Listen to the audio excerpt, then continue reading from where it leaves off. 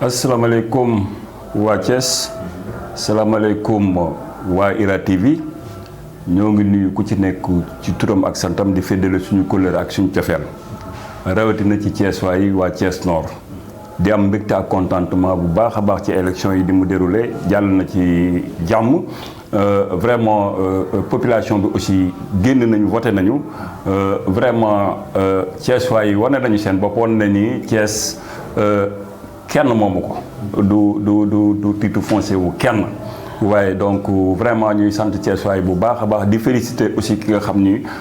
moom la yàlla jox ndam li aussi ci biir Thiès voilà muy rawatina Thiès Nord muy Birame Souleye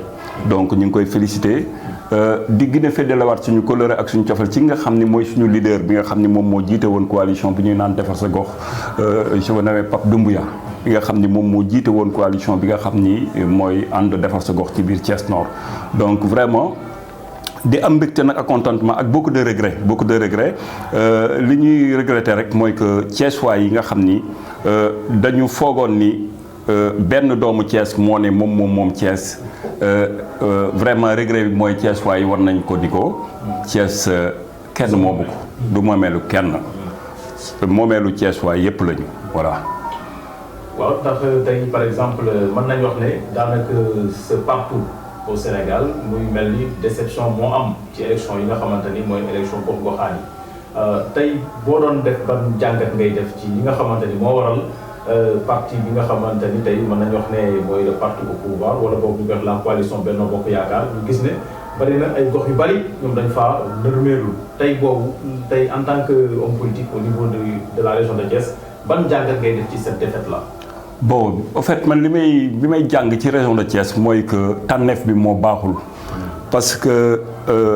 nañu tànnee ci biir Thiès baaxul parce que aussi tey damay interpeller toujours le président Macky Sall ak président Idrissa Seck parce que président Macky Sall def na li mu war a def parce que aussi asgor boo ñëwee di ànd ak moom ne ko yow la da nga koy jox cër bi ñu ko jox dañ ko jox ne ko demal nga jiite Thiès wala demal nga taxawal la nga xam ni mooy am Thiès donc boo koy taxawal da nga fa fekk njaboot goo xam ni mooy njaboot bi ñuy wax Benno Bokk Yaakaar dama yaakaar ni tey bu ñu la waxee tànnal mënuñu laa ne nga tànn nga jël say nit yëpp ci 4 communes yëpp nga jël fa say nit mais ana ñeneen ñi je dis que ana ñeneen ñi donc je dis encore une fois rek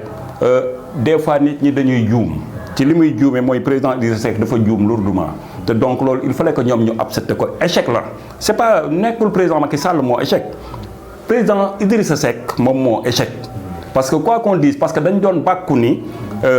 Thiès seen titre foncier la te beneen affaire boo xam ne nag dama koy woo en tant que Thiessois di ko wax ni ko parce que la preuve kan moo sauvé le département c'est monsieur Siré Dia vous voyez que Siré Dia mës naa fi génn waxaat ko dama koy répéter je dis que ni même élection yi passé en 2014 boo xoolee Siré Dia moo gagné woon à Thiès donc xoolal ñaata doomu adama tey ñoo nekk Thiès nekk sous couvert de Siré Dia donc les meilleurs éléments yi nga xam ni ñoo nekk Thiès ñi ngi Thiès am na yeneen Siré Dia yaa docteur Ndiaye lu tax jox ñu ko Ouest le Benno maanaam Benno Bokk Yaakaar APR dafa am ay nit yu sûr ay valeurs yu sûr comprendre nga ñu indi yeneen i nit yoo xam ne kenn xamul fan la ñu jógee comment la ñuy jëlee Thiès ne titre foncier doomu aadama la loolu mënu ma ko gëm mënu ma ko dégg Thiès waaye xam nga lan nga leen di jaay mu jàll mooy ngor mais mënu ma comprendre nga ñëw jaay leen goradi mais je pose la question Idrissa Seck bu fekkee ne tey dañ ko jox ab parti mu koy doxal kooku ay na yewal moom la engagé ba mu cay dem tàgguwul kenn tàgguwul waa Thiès waxul dara waa Thiès tey la Thiès combien de fois lay tey la Thiès donc je dis encore une fois président Macky Sall na defaat jàngat te wax Idrissa Seck li may wax rek toujours na rendre démission am parce que aussi nit bu fekkee ni kàngam ba parce que moi je dis que Idi dafa échec ci politique dafa échec total la donc je dis encore une fois Thiès bu bees la ñu bëgg xar kanam yu bees la ñu bëgg te ce que je vois là mooy que am na ay jeunes yoo xam ne ñi ngi nekk ci yoon di ñëw parce que man damay wax rek politique parce que tey boo gisee lu mel ni Pape Doumbouya nga xool lu mel ni Abdoulaye Dièye xam nga y a des jeunes yoo nga xam ne ñi ngi Thiès di émerger di ñëw ñooñu président war na leen a mën a xool waxtaan ak ñoom xool nan la leen di boole ci biir tànneefam parce que aussi y a des hommes sûrs y a un autre jeune qui est à Thiès qui s'appelle Habib Niang que je connais très bien donc c'est des éléments sûrs yoo xam ne tey président bu waxtaanee ak ñooñu yaakaar naa ni lii nga xam ne moom moo fa nekk dinañ ko mën a xaw a soppi. encore une fois am na yoo xam ne aussi ñun am nañu ay clés yoo xam ni gis nañ ni am nañu ay clés yoo xam ne yu wóor la yoo xam ne mën na dindiwaat tendance bi mais yooyu suñu yëfu bopp la parce que kooku ñun la ak président Macky Sall te incha allahu rabi dinañ ci liggéey ak moom ci kàttanu yàlla incha allahu rabi donc je dis encore une fois rek Thiès bu président Macky Sall ndax boppam du ma may la Idrissa Seck moomu ko yaakaar naa ni bennoo bi sax moo gën a wóor